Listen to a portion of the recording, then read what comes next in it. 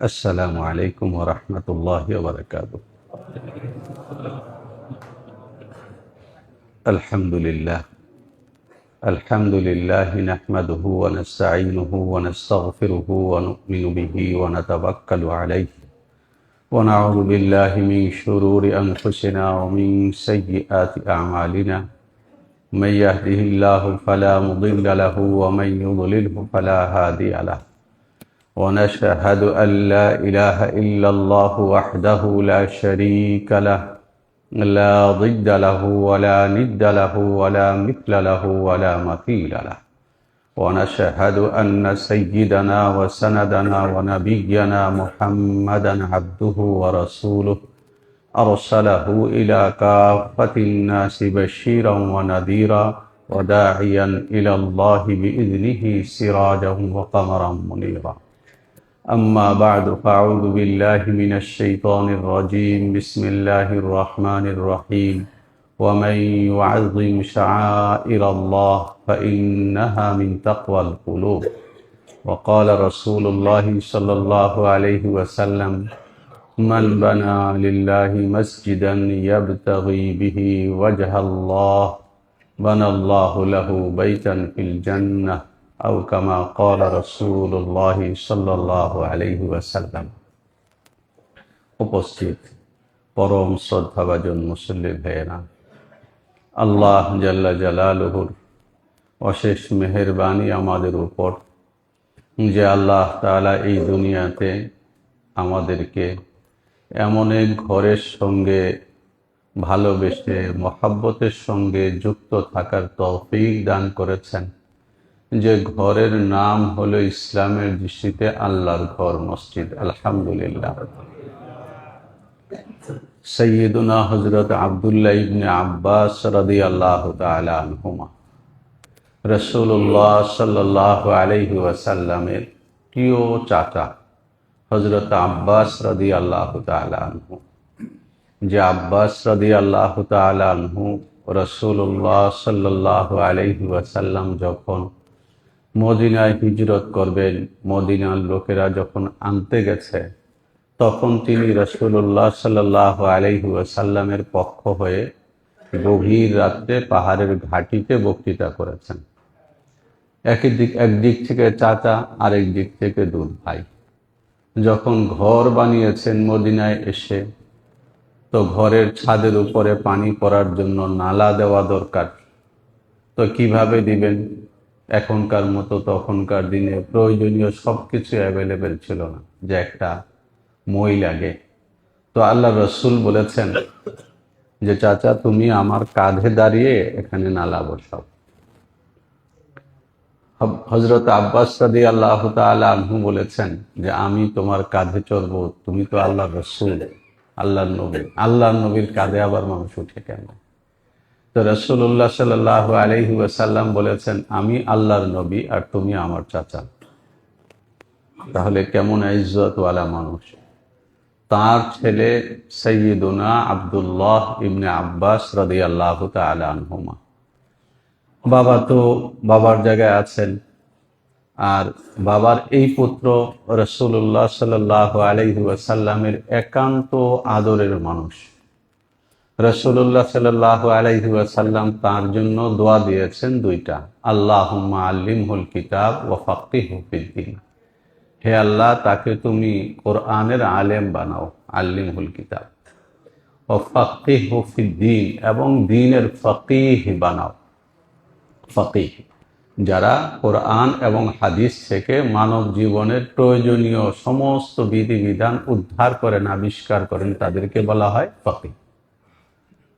পরবর্তী সময়ে হযরত এই আব্দুল্লাহ ইবনে আব্বাস রাদিয়াল্লাহু তাআলা আনহুমা সাহাবায়ে কেরামের মধ্যে বয়সে ছোট। নবীজি যখন দুনিয়া থেকে যান, তখন তার বয়স 11-12 বছর। তাহলে যখন নবীজি ছিলেন, তখন তার বয়সটা কেমন ছিল? ওই বয়সে তার খালা হযরত মাইমুনা, নবীজির বিবি, আমাদের মা, রাসূলুল্লাহ সাল্লাল্লাহু আলাইহি ওয়াসাল্লাম রাতে কিভাবে ইবাদত করেন এটা দেখার জন্য খালার সঙ্গে চুক্তি করেছেন যে আল্লাহর নবী যেদিন তোমার ঘরে থাকে ওই দিন আমাকে ঘরে থাকতে দিও। তারপর রাসূলুল্লাহ সাল্লাল্লাহু আলাইহি ওয়াসাল্লাম যেদিন হযরত মাইমুনার ঘরে থাকবেন, বড় আজকালকার আমাদের রিকশার সিটের মতো।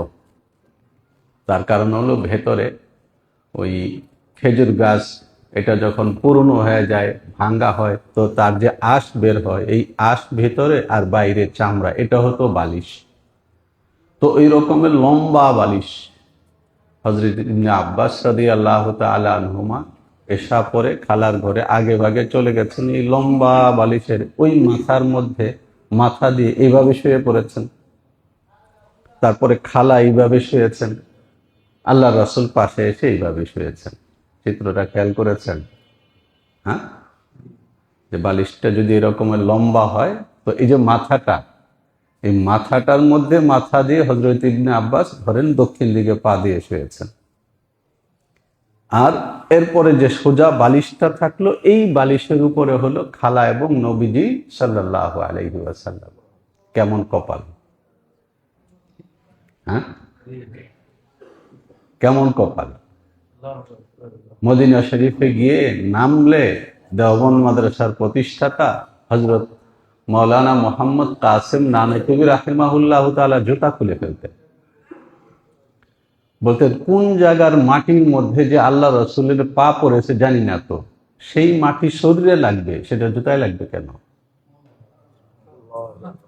হাজারো বার তুঝ পর আয়ে মদিনা মে ফিদা হোতা, কে বস চলতা তুমর কর ভি না তুঝসে মাই জুদা হোতা।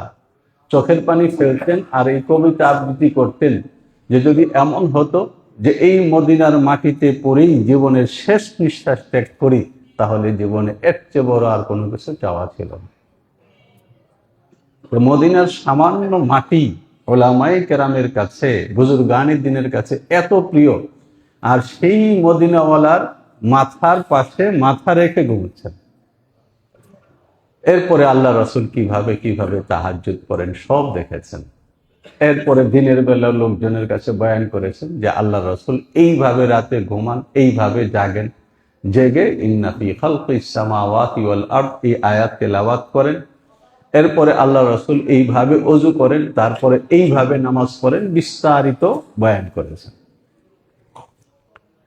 নবীজি সাল্লাল্লাহু আলাইহি ওয়াসাল্লামের আত্মীয় হওয়া, এটা তো অনেকেই হয়েছেন, কিন্তু সে আত্মীয়তাকে আল্লাহর দ্বীনের কাজে ব্যবহার করা, এটা হলো কখন। আত্মীয় তো অনেকেই হয়ে যায়।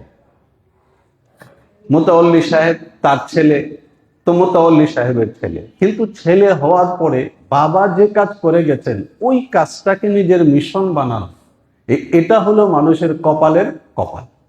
হযরত ইবনে আব্বাস ছিলেন ওই রকমের কপালওয়ালা মানুষ।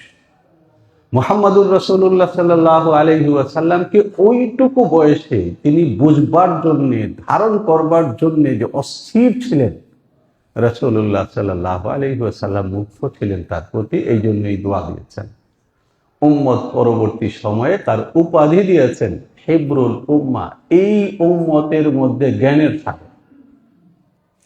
তিনি বলেছেন আল মাসাজিদু বুয়ুতুল্লাহ, দুনিয়ার যে মসজিদগুলো আছে এই সবগুলো মসজিদ, এইগুলো হলো আল্লাহর ঘর। তুদিউ লিআহলিস সামা কামা নুজুমুস সামা তুদিউ লিআহলিস সামা। যে এই যে দুনিয়ার মসজিদগুলো, এই মসজিদগুলো আসমানে যারা বসবাস করে, কারা? ফেরেশতারা। তাদের চোখে ওই রকমের জ্বলজ্বল জ্বলজ্বল করতে থাকে, গভীর অন্ধকার রাত্রে দুনিয়াবাসীর কাছে যেভাবে আসমানের নক্ষত্রগুলো জ্বলজ্বল করতে থাকে। যখন রাত অন্ধকার হয় তো আমরা আসমানের দিকে তাকাই আর দেখি জ্বলজ্বল করছে নক্ষত্র। ঠিক ফেরেশতারাও যখন রাতের বেলা দুনিয়ার দিকে তাকান, তখন দুনিয়ার মসজিদগুলো ঠিক নক্ষত্রের মতো এরকম জ্বলজ্বল করে জ্বলতে থাকে। ফেরেশতারা দেখেন যে ওই যে এখানে একটা মসজিদ, ওই যে এখানে একটা মসজিদ, ওই যে এখানে একটা মসজিদ। এই জন্য আম্মা জান আয়েশা সিদ্দিকা রাদিয়াল্লাহু তাআলা আনহা রিওয়ায়াত করেছেন আমার নবী সাল্লাল্লাহু আলাইহি ওয়াসাল্লাম বিবিনাইল মসজিদি ফিদ দুয়ার, যে রাসূলুল্লাহ সাল্লাল্লাহু আলাইহি ওয়াসাল্লাম আদেশ করেছেন তোমরা বাড়িতে বাড়িতে মসজিদ বানাও। ওয়া আইয়ুনাজ্জাফ ওয়া ইউতায়্যাব, এবং বলেছেন যে মসজিদ বানাবার পরে মসজিদকে সাফ সুতরা রাখবে, সাফ সুতরা রাখবে মসজিদকে, আর মসজিদের মধ্যে সবসময় সুগন্ধি ছড়াবে, মসজিদে সুগন্ধি ছড়াবে, যেন মসজিদের ভেতরে ঢুকলে মানুষের মন একেবারে খুশ হয়ে যায়। ফলে রাসূলুল্লাহ সাল্লাল্লাহু আলাইহি ওয়াসাল্লামের জমানাতে আল্লাহ রসুল দুনিয়াতে থাকতেই মদিনাতে 9টা মসজিদ ছিল। আর উম্মতকে বলেছেন যে তোমরা বাড়িতে বাড়িতে মসজিদ বানাও। কেন বাড়িতে বাড়িতে মসজিদ বানাবে? এর কারণ কি? মসজিদ মূলত আল্লাহর দ্বীনের একটা প্রতীক, ইসলামের একটা প্রতীক হলো মসজিদ। যখন কোনো জনবসতিতে আমরা যাই, সেখানে যখন আমরা চলতে থাকি, তো মসজিদ দেখলে আমরা বুঝি যে এখানে মুসলমান বসবাস করে। আমরা যারা স্বাভাবিকভাবে এই বাংলাদেশের মানুষ হয়ে এই বাংলাদেশি জীবনযাপন করি, এই কথাটা তাদের কাছে অনেক বেশি গুরুত্ব রাখে না। কিন্তু আপনি যখন ব্যবসায়িক কাজে অথবা অন্য কোনো কারণে পৃথিবীর এমন কোনো দেশে যাবেন যেই দেশটা বাংলাদেশের মতো মুসলমানের দেশ না, সেখানে চলতে চলতে হঠাৎ যখন একটা মসজিদ দেখবেন, তখন দেখবেন যে আপনার বুকটা বড় হয়ে গেছে। কোনো চিনা পরিচয় কিচ্ছু নাই, তারপরে মনে হবে যেন এই যে এখানে আমাদের লোক আছে, বুকের মধ্যে শক্তি সঞ্চারিত হয়ে যায়। সারা পৃথিবীতে এবং একই সঙ্গে যখন কোনো এলাকার মধ্যে আমরা একটা মসজিদ দেখি, তো মসজিদের পরিধি, মসজিদের সৌন্দর্য, মসজিদের অবকাঠামো, এই সব দেখে আমরা অনুমান করে নিই যে এখানে কি পরিমাণে মুসলমান বসবাস করেন এবং এখানকার মুসলমানগণ তাদের ধর্মের প্রতি কতটা যত্নশীল। বিশাল বিশাল বাড়িঘর আছে, মসজিদ নাই, কোনায় ছোট্ট একটা মসজিদ আছে এবং সেই মসজিদটাও সুন্দর করে বানানো। তো যে কেউ মনে করবে যে এখানকার লোকেরা মসজিদের প্রতি যত্নবান না। এই মসজিদের প্রতি যত্নবান হওয়া না হওয়া জিনিসটা কি যদি একেবারে আমরা গোড়ার থেকে দেখি, তাহলে আল্লাহ জাল্লা জালালুহু যখন এই দুনিয়াকে আবাদ করবেন সিদ্ধান্ত নিলেন, তখন এই দুনিয়াটা সবটা ছিল পানি আর পানি। রাসূলুল্লাহ সাল্লাল্লাহু আলাইহি ওয়াসাল্লাম বলেছেন, সাইয়্যিদুনা আল ইমামুল বুখারী রাহিমাহুল্লাহু তাআলা riwayat করেছেন, কানা আরশু আলাল মা, কানা আরশুহু আলাল মা, আল্লাহ জাল্লা জালালুহুর আরশ ছিল পানির উপরে, অর্থাৎ মাটি বলতে কোনো কিছু ছিল না। আল্লাহ জাল্লা জালালুহু ওই পানিকেই হুকুম করেছেন, তখন পানির মধ্যে পাক তৈরি হয়েছে। সেই পানির পাক থেকে বুদবুদ ফেনার সৃষ্টি হয়েছে। সমুদ্রের এখানে আপনারা দেখেছেন যে ফেনা, এটাই যদি আপনি পা দিয়ে রাখেন, কিছুক্ষণ যখন পায়ের উপরে এসে ফেনা পড়বে, এরপরে পা তুলে আনলে দেখবেন যে বালু জমেছে, মাটি জমেছে। সেই বুদবুদ ধীরে ধীরে শক্ত হয়ে হয়ে ওই মাঝখানটার মধ্যে মাটি তৈরি হয়েছে। এই প্রথম যেই জায়গাটার মধ্যে পানির পাক থেকে মাটি সৃষ্টি হয়েছে, আল্লাহ জাল্লা জালালুর হুকুমে ওই জায়গার মধ্যে হলো কাবা শরীফ, দুনিয়ার প্রথম মসজিদ নির্মিত হয়েছে। ইন্না আউওয়ালা বাইতিন উযিআ লিন-নাস লাল্লাযী বিবাক্কা, যে মক্কা শহরে সর্বপ্রথম যে ঘর, এটাই হলো প্রথম ঘর। এই ঘর প্রথম কে বানিয়েছেন এ সম্পর্কিত বিভিন্ন বর্ণনা আছে। এখন আমরা যেটা দেখি, এটা হযরত ইব্রাহিম আলাইহিস সালাতু ওয়াস সালামের পরে যুগে যুগে এটা সংস্কার হয়েছে, কিন্তু প্রথম এটাই কথা যে আল্লাহ জাল্লা জালালুর হুকুমে ফেরেশতাগণ এখানে ঘর বানিয়েছে। এটাই হলো প্রথম ফল। এখান থেকে বোঝা যায় যে আল্লাহ জাল্লা জালালুহু এই দুনিয়া তার মাটি তৈরি করার আগে প্রথম যে মাটি, সে মাটিটা তৈরি করেছেন আল্লাহর ঘর মসজিদ রাখার জন্য। কেন?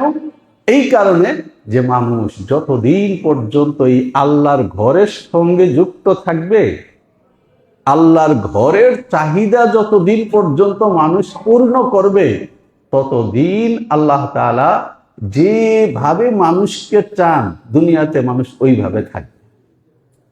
আর এই আল্লাহর ঘর বিমুখ হয়ে যাওয়া, আল্লাহর ঘর থেকে বিচ্ছিন্ন হয়ে যাওয়া, যে যতখানি বিচ্ছিন্ন হবে ওই ব্যক্তি আল্লাহ থেকে ততখানি বিচ্ছিন্ন হয়ে পড়বে, আল্লাহ থেকে ততখানি সে দূরে সরে পড়বে। দুনিয়াতে কত রকমের জায়গা আছে, যদি আমাদেরকে দামি জায়গা কি কোনটা জিজ্ঞেস করা হয় অত ভালো বলতে পারবো না, কিন্তু আমার আপনার যে কলেজে পড়া ছেলেরা আছে তাদেরকে জিজ্ঞেস করলে বলে দিবে পৃথিবীর কোন সিটির মাটির দাম কি পরিমাণে আছে, বলে দিবে। কিন্তু মুহাম্মাদুর রাসূলুল্লাহ সাল্লাল্লাহু আলাইহি ওয়াসাল্লাম বলেছেন যে মক্কার এই ঘরে এসে তুমি 1 রাকাত পড়লে 1 লাখ, মদিনার আমার এই মসজিদে এসে তুমি যদি 1 রাকাত পড়ো, এক হাদিসে 50,000 আর এক হাদিসে 1000 সেজদা।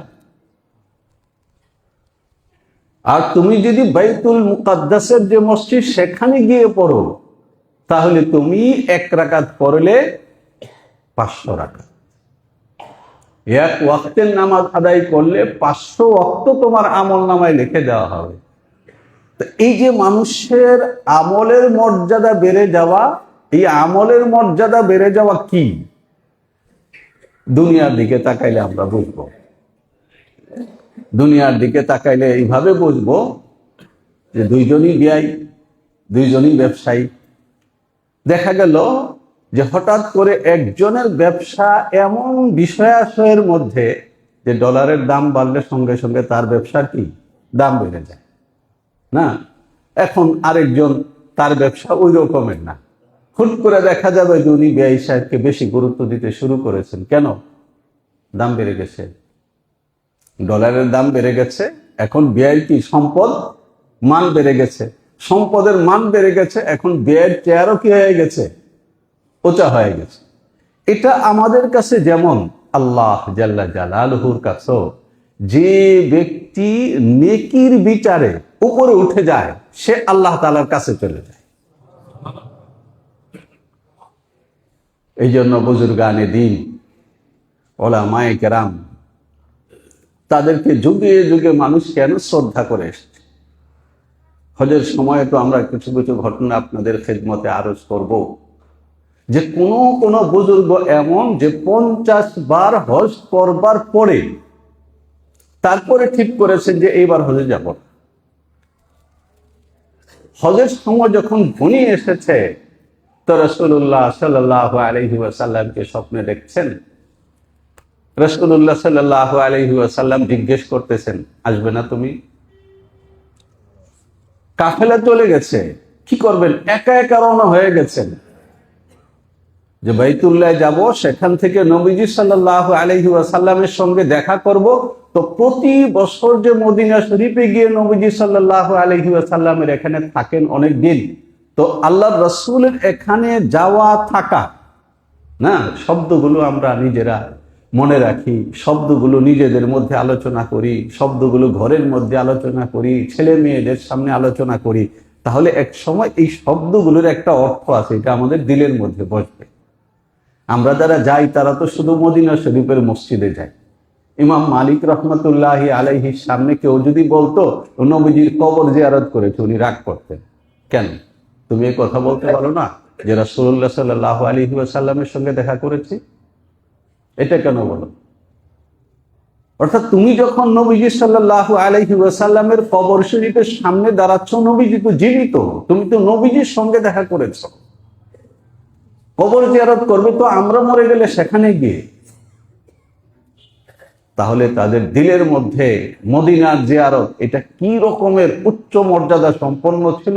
আর ওই ভাবনা থেকেই কবরওয়ালার সম্পর্ক তাদের সঙ্গে ওই রকমের হয়ে যেত। তো রাসূলুল্লাহ সাল্লাল্লাহু আলাইহি ওয়াসাল্লাম বলতেছেন, এই বছর তুমি আসবে না। এর অর্থ হলো যারা বরাবর যান তাদের সঙ্গে সম্পর্ক হয়ে যায়, তারা যেমন পাগল থাকে মদিনায় যাওয়ার জন্য, মদিনাওয়ালাও অপেক্ষা করেন যে অমুকে তো আসবে, এসে আমাকে সালাম দিবে। আল্লাহ জাল্লা জালালুহু এই এক একটা স্থান যেগুলো মসজিদ হওয়া এর জন্য নির্বাচন করে রেখেছেন। ইবনে আব্বাস বলতেছেন, আসমানের ফেরেশতারা যখন দুনিয়ার দিকে তাকায় তো উজ্জ্বল নক্ষত্রের মতো এই মাটিগুলো তারা দেখতে পান, এই মসজিদগুলো দেখতে পান। কাজেই এক ব্যক্তিকে আল্লাহ তাআলা শত শত বিঘা এরকমের জমিওয়ালা তো বাংলাদেশে এক সময় বিপুল ছিল, কিন্তু তার কপালের মাটি হলো ওটা, যেই জায়গাটা সে মসজিদ বানানোর জন্য দিয়ে দিয়েছে ওই জায়গাটা হলো নক্ষত্র, ওটাকে আসমান থেকে ফেরেশতারা দেখে। আর যেখানে মার্কেট করেছে এবং প্রাসাদ বানিয়েছিল অথবা স্কুলের জন্য দিয়েছে, খেলার মাঠের জন্য দিয়েছে, কলেজের জন্য দিয়েছে, ওই সবগুলোর মধ্যে বড় বড় সাইনবোর্ড তো আছে। এই সাইনবোর্ডের পাশে গিয়ে যারা দাঁড়ায় তারাই সাইনবোর্ড দেখে। আসমান থেকে কিছুই দেখা যায় না। আসমান থেকে যেভাবে পুরাটা আসমানকে আমরা দেখি অন্ধকার আর নক্ষত্রটার আলো দেখি, অনুরূপ ভাবে এই কলেজ, এই ইউনিভার্সিটি, এই মার্কেট, এই প্রাসাদ, এই সব কিছু হলো কালো অন্ধকার। শুধু মসজিদটাকে উপর থেকে দেখা যায় জ্বলন্ত নক্ষত্র। রাসূলুল্লাহ সাল্লাল্লাহু আলাইহি ওয়াসাল্লাম চেয়েছেন এটা। দুনিয়া আল্লাহ তাআলা বানিয়ে এখানে যা যা প্রয়োজন সব কিছু দিয়েছেন। আমার মাঝে মধ্যে মনে চায় আমাদের ডাক্তাররা কম কথা বলেন, মেধাবী মানুষদের চরিত্র এটা হয়। আমাদের আরবি ভাষার প্রবাদ আছে, ইজা তাম্মাল আকলু নাকাসাল কালাম। মানুষের আকল যখন পূর্ণ হয়ে যায় তখন কথা কমে যায়। কিন্তু আমার খুব পছন্দ এটা যে ডাক্তার সাহেবদের পাশে বসে আর ওনারা গল্প করুক। কি গল্প? যে এই মাথার চুল থেকে পা পর্যন্ত আল্লাহ তাআলা কি কি দিয়েছেন, এক একটা অঙ্গে কি ফাংশন, এবং সেটা আমাদেরকে কি সার্ভিসটা দেয়। তার কোনো একটা যদি কুদরতি ভাবে যেমন সার্ভিস দিত, যদি সে সার্ভিসটা অফ হয়ে যায়, কিডনি কাজ করছে না, তাহলে একজন মানুষকে রীতিমতো এর জন্য কি কি বিপদ পোহাতে হয়, কি পরিমাণে টাকা তাকে ইনভেস্ট করতে হয়, এবং তার দেহটা কি কোনোভাবেই আগের অবস্থায় যেতে পারে, ইত্যাদি ইত্যাদি। আল্লাহ জাল্লা জালালহু এই যে নেয়ামতের মধ্যে আমাদেরকে ডুবিয়ে রেখেছেন, চুবিয়ে রেখেছেন, আল্লাহ জাল্লা জালালহু চান তোমরা এই সব নেয়ামত ভোগ করবে, তোমাদের জন্যই দিয়েছি। তবে সেই সঙ্গে আমি চাই এটা যে তোমরা এমন উজ্জ্বল হবে, এমন আলোকিত হবে যে আসমান থেকে তোমাদের জায়গাগুলো নক্ষত্রের মতো জ্বলজ্বল করা অবস্থায় দেখা যায়। মসজিদ খুব গুরুত্বপূর্ণ জিনিস। মুহাম্মদুর রাসূলুল্লাহ সাল্লাল্লাহু আলাইহি ওয়াসাল্লামের ইতিহাসের দিকে যদি তাকাই তো মুহাম্মদুর রাসূলুল্লাহ সাল্লাল্লাহু আলাইহি ওয়াসাল্লাম মক্কা মুকাররমায় তো খোলামেলা নিজে মসজিদ বানাতে পারেননি, বাকি সেখানে মসজিদ আগে থেকেই ছিল। হযরত ইব্রাহিম আলাইহিস সালাতু ওয়াস সালাম যেটা বানিয়েছে এটা মসজিদ, এটার ভেতরেই নামাজ হতো। পরে মানুষ এটার ভেতরে যাওয়ার রাস্তা বন্ধ করেছে, তখন তার চারপাশে ইবাদত শুরু হয়। এরপরে রাসূলুল্লাহ সাল্লাল্লাহু আলাইহি ওয়াসাল্লাম চেয়েছেন যে এর ফ্লোরকে আমি নামিয়ে দিই, দুই দিক দিয়ে দরজা খুলে দিই, এক দিক দিয়ে মানুষ ঢুকবে, নামাজ পড়বে, আরেক দরজা দিয়ে বের হয়ে যাবে। এটা আল্লাহ রাসূল কামনা করেছেন, কিন্তু কেন করেন নাই? আম্মা জানা আয়েশা সিদ্দিকা রাদিয়াল্লাহু তাআলা আনহাকে বলেছেন যে আমি যদি এটা করতে যাই তাহলে তোমার সম্প্রদায়ের লোকেরা মানে কুরাইশরা বলবে এটা যে বাপদাদার মসজিদটা উনি চেঞ্জ করে ফেললেন। অর্থাৎ তাদের ঈমান এমন পোক্ত হয় নাই যে আমার এই পরিবর্তনটাকে তারা হজম করতে পারবে, এই জন্য আমি এটা এইভাবেই রেখে দিয়েছি। রাসূলুল্লাহ সাল্লাল্লাহু আলাইহি ওয়াসাল্লাম মদিনা শরীফে এসে যে এলাকার মধ্যে উঠেছেন, বনু সালামা গোত্রের এখানে যে প্রথম মসজিদ হয়েছে, আল্লাহ রাসূল যেই জায়গাটায় নামাজ পড়েছেন সমান করে নিয়ে বাস জামাতের সঙ্গে নামাজ পড়তে শুরু করেছেন। এটা মসজিদে কোবা বলা হয়। সেখানে যারা গেছেন দেখেছেন যে একেবারে পাথরের মধ্যে খোদাই করে লেখা আছে, রাসূলুল্লাহ সাল্লাল্লাহু আলাইহি ওয়াসাল্লাম বলেছেন, এইখানে যে ব্যক্তি 2 রাকাত নামাজ পড়বে তার আমলনামায় একটা উমরা করার নেকি লেখা হবে। আমরা আমাদের দোস্ত আহবাব বন্ধু বান্ধব যারা যান তাদেরকে বলি, এখন অ্যাভেলেবেল গাড়ি যায় আসে, যে কোনোদিন ইচ্ছা করলে মসজিদে নববীতে ফজর নামাজ পড়ে তারপর হাঁটতে হাঁটতে সেখানে যাওয়া যায়। আল্লাহ রাসূল প্রতি শনিবারে যেতেন। যাও 2 রাকাত নামাজ পড়ে চলে আসো, আমলনামার মধ্যে একটাও না। মানুষ কত কত জায়গায় যায়, কিন্তু ওই যে মুআল্লিম একবার নিয়ে যাবে এর বাইরে আর যায় না।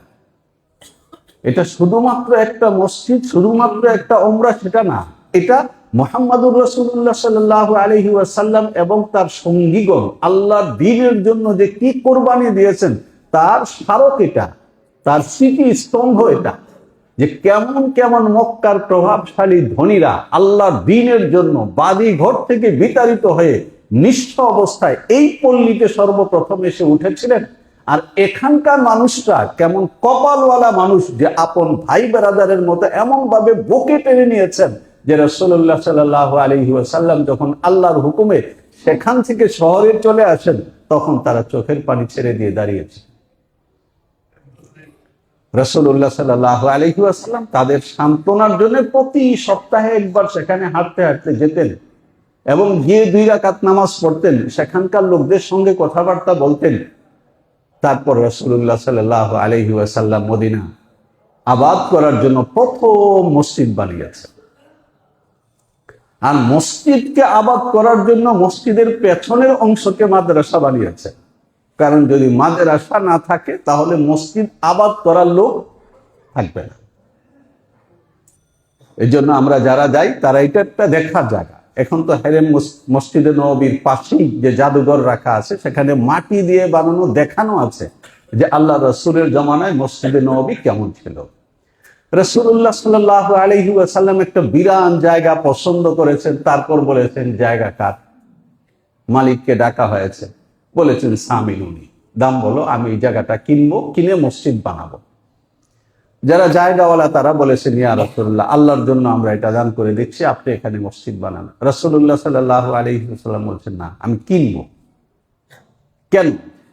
এই কারণে কিনবো, রাসূলুল্লাহ সাল্লাল্লাহু আলাইহি ওয়াসাল্লাম দেখিয়েছেন যে মসজিদ এটা এমন দামি জিনিস, এমন গুরুত্বপূর্ণ জিনিস, যদি এটার জন্য টাকা খরচ করতে হয় তাহলে সেই খরচ করার জন্য মুহাম্মদ সাল্লাল্লাহু আলাইহি ওয়াসাল্লাম নিজে বেশি হকদার। আল্লাহ রাসূল এখানে এই জায়গা কেনার পরে জায়গা সমতল করে যখন কাজ করতেছিলেন, তো সাহাবায়ে কেরাম তারাও ওই মাটি এনে ইটের মতো করে সামনের দিকে রাখছিলেন, কাঁচা ইট যেটাকে বলে। আল্লাহ রাসূল নিজেও সেটা আনতেছিলেন কাঁধে করে। এক সাহাবী ছুটে গিয়ে বলেছেন, ইয়া রাসূলুল্লাহ, আমি আমারটাও নেই আপনারটাও নেই। রাসূলুল্লাহ সাল্লাল্লাহু আলাইহি ওয়াসাল্লাম বলেছেন যে নেকি যেমন তোমার দরকার, আমার তার চেয়ে আরো বেশি দরকার।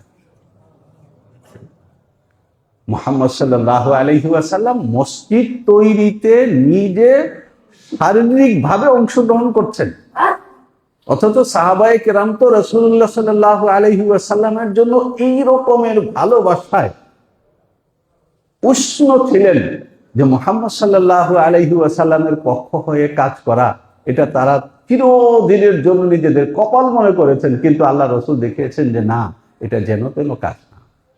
মসজিদ তৈরিতে অংশগ্রহণ করা এটা এমন কাজ যে এর আমার নিজের ঠেকা আছে, আমার নিজের প্রয়োজন আছে। মুহাম্মদ সাল্লাল্লাহু আলাইহি ওয়াসাল্লাম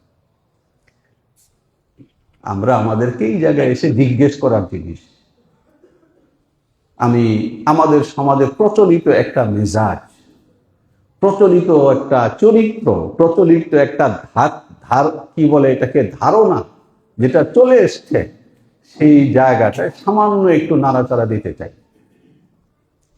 আমাদের সমাজের মধ্যে একটা প্রচলিত এমন পরিস্থিতি কিভাবে তৈরি হয়েছে, সেটা হলো কোথাও মাদ্রাসা হবে, কোথাও মসজিদ হবে, তো এই মাদ্রাসা এবং মসজিদ হওয়ার জন্য এলাকার লোকদেরকে একত্রিত করে এটাকে এমন ভাবে আমরা উপস্থাপন করি, মনে হয় যেন আল্লাহর দিন খুব বিপদে পড়েছে, আল্লাহর ঘর খুব বিপদে পড়েছে, কোরআন খুব বিপদে পড়েছে, হাদিস খুব বিপদে পড়েছে। আমরা কিছু টাকা পয়সা দিয়া যদি এই মসজিদ দাঁড় না করাই, তাহলে ইসলাম থাকবে না, কোরআন থাকবে না, ইসলাম থাকবে না। এর অর্থ হলো এই কোরআনকে, হাদিসকে, ইসলামকে, আল্লাহর ঘরকে আমাদের ঠেকা বানিয়ে ফেলেছে, যে আমাদের কাছে ঠেকা।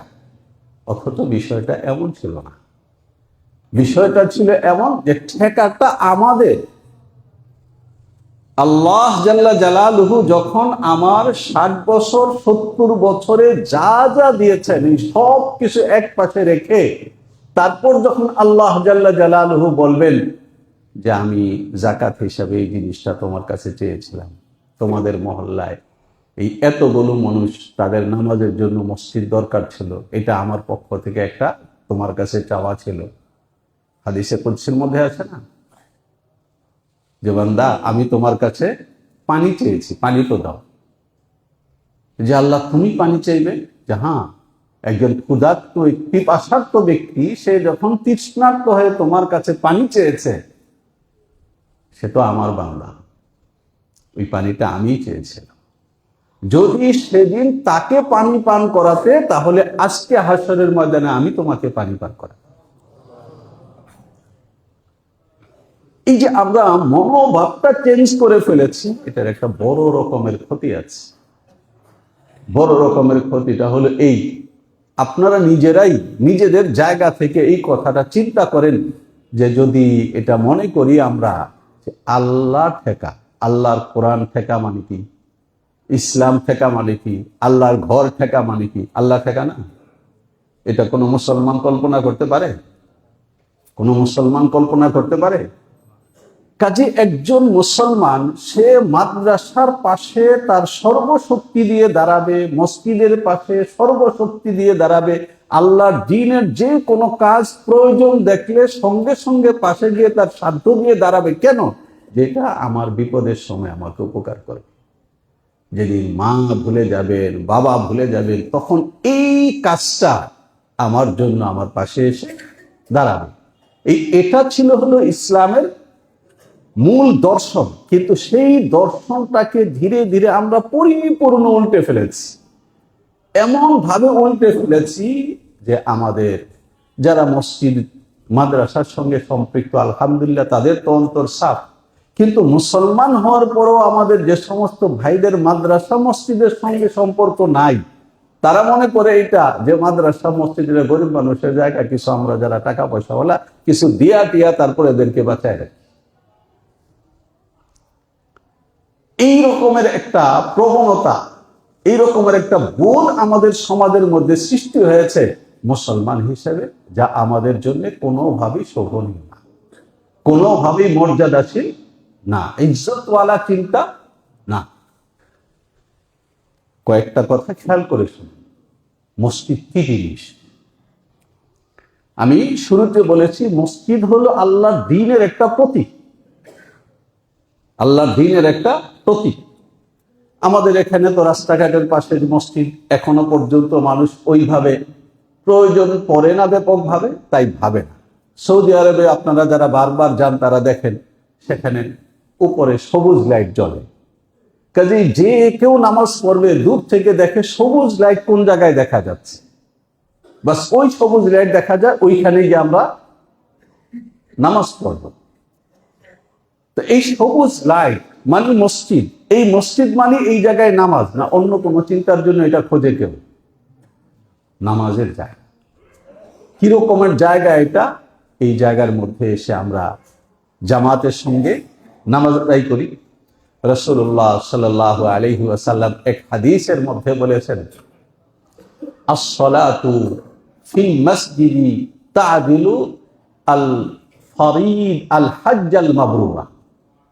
মসজিদের মধ্যে জামাতের সঙ্গে যে একটা নামাজ, এটা একটা হজ্জে মাবরুরের সমতুল্য। মসজিদের মধ্যে এসে যখন নামাজটাকে আদায় করা হয়। এটা কেন? যেখানেই মসজিদ আছে সেখানেই আজানের ব্যবস্থা আছে। এই হাদিস আপনারা সবাই জানেন। যখন মুয়াজ্জিন আজান দিতে শুরু করেন তখন কে পালায়? কে পালায়? শয়তান। শয়তান দুইটা, একটা তো হলো জিন গ্রুপের শয়তান, যেটা অরিজিনালি শয়তান। আরেকটা হলো শয়তানের যে বন্ধু বান্ধব, সেটা কি শুধু জিনের মধ্যে সীমাবদ্ধ? হ্যাঁ। তো এই জন্য এই মসজিদ মানি দিনে 5 বার আজান হবে, মসজিদ মানি হলো এটা দিনে 5 বার শয়তান দৌড়াইতে হবে। এর অর্থ হলো যেই এলাকায় মসজিদ আছে ওই এলাকায় পেরেশানি যে একবারে নাই এমন না, একটা পেরেশানি আছে। সেটা কার? শয়তানের। দিনে 5 বার শয়তানকে দৌড়াদৌড়ি করতে হয়। আর আমাদের ঢাকার, আলহামদুলিল্লাহ, যে ঢাকার শহরের আরেক নাম হলো মসজিদের শহর। এখন বাইতুল নূর থেকে যখন আজান শুরু হলো, শয়তান দৌড় দিল। কোন দিকে যাবে? ওই দিকে। তো রহিম মেটালে আজান শুরু হয়েছে, আবার দিবে এই দিকে দৌড়, আবার ওই দিকে দৌড় দিবে, সেদিক থেকে আজান। এর অর্থ হলো শয়তান পাগল হইয়া পরে উপরের দিকে চলে যায়, যে দুনিয়াতে থাকার কোনো ব্যবস্থা নাই।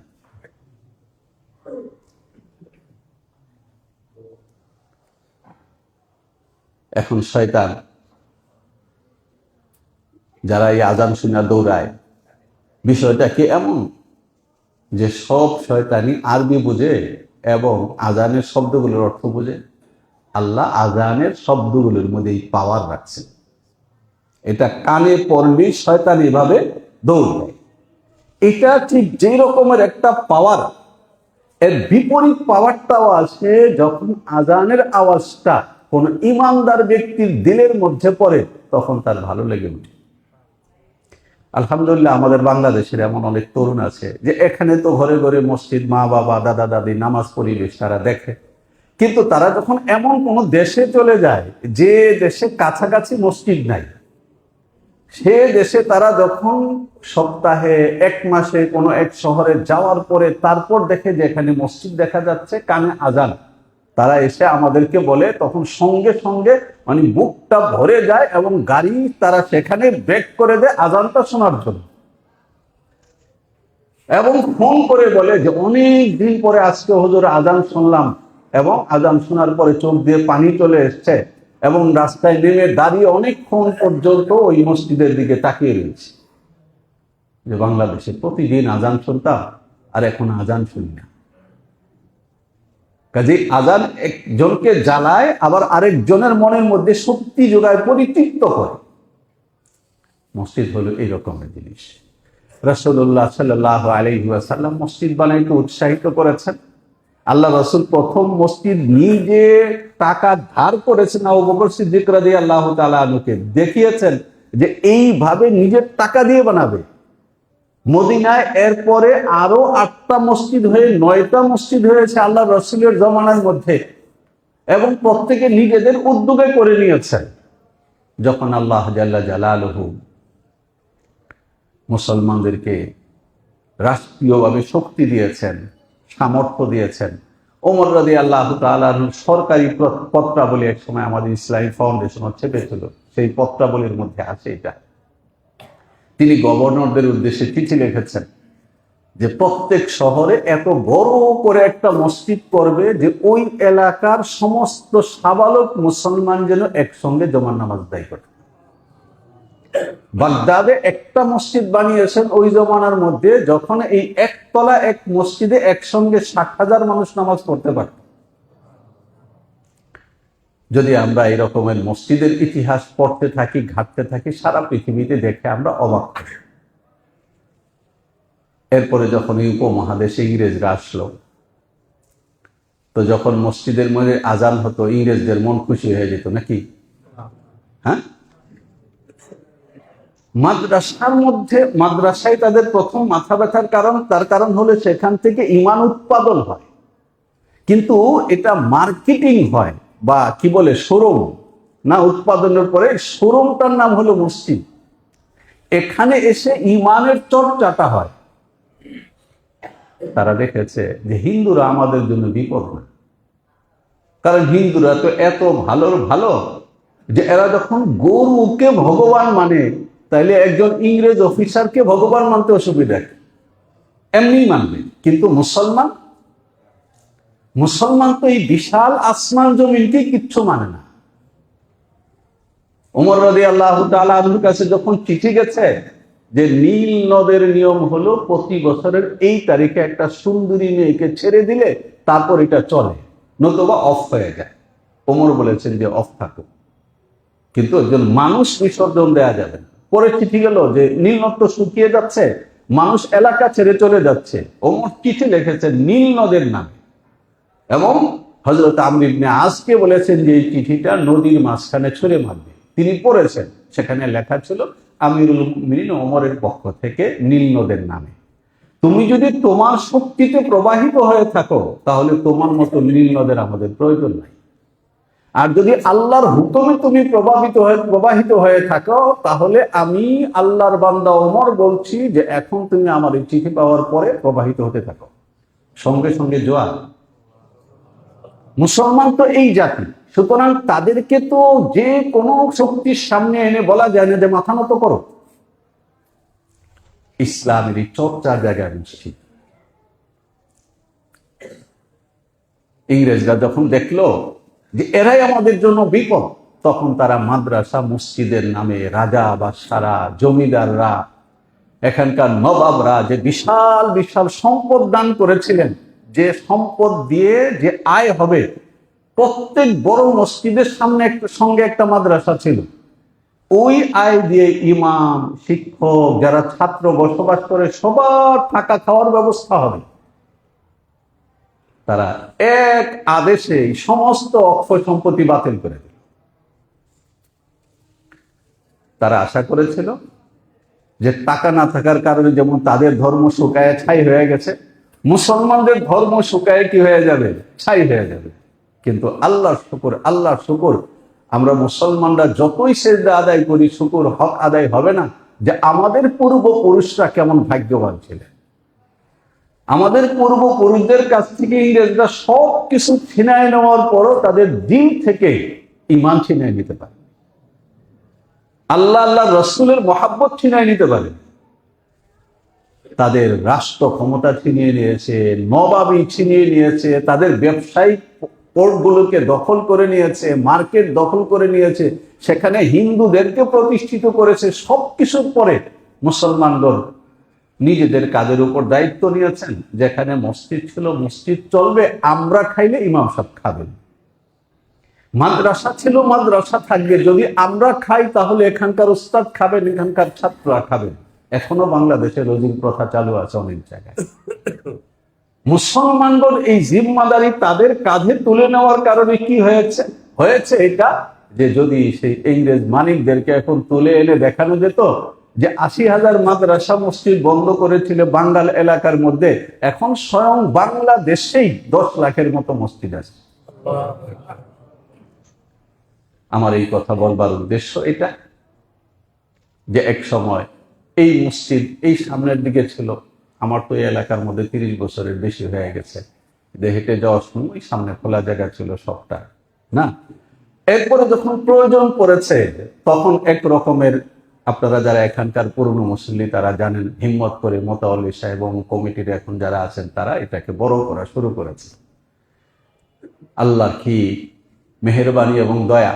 আমার ব্যক্তিগত একটা চরিত্র আছে, এই চরিত্রটা বলে দিই, তাহলে অনেকে আমার কোনো কথায় ভাল লাগবে না, তো বুঝতে পারবেন যে এটা এই লোকের সমস্যা।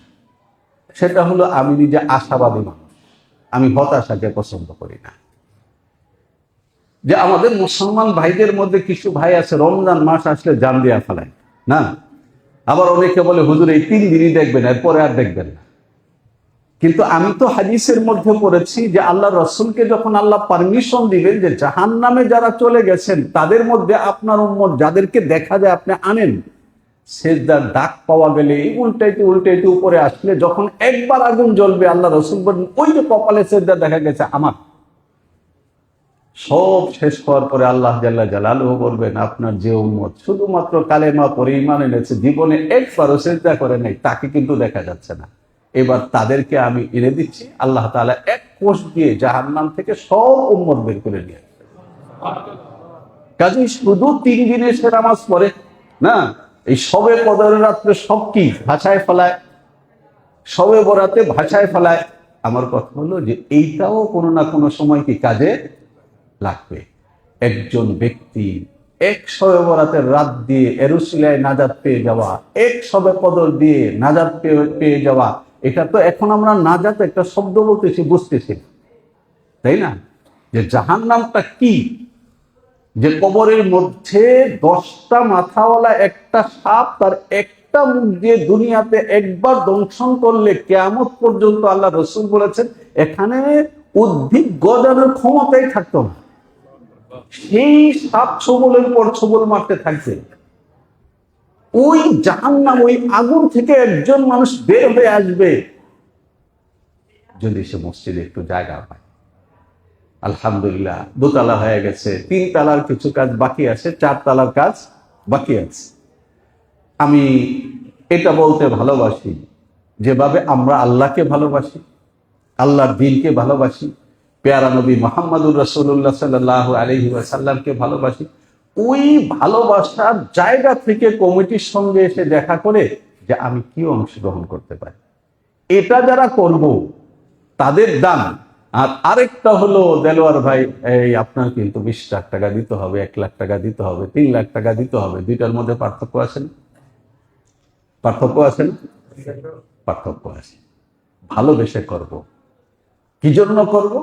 যে আমি জিজ্ঞেস করব যে এতটুকুন জায়গা করে দিতে কয় টাকা লাগে?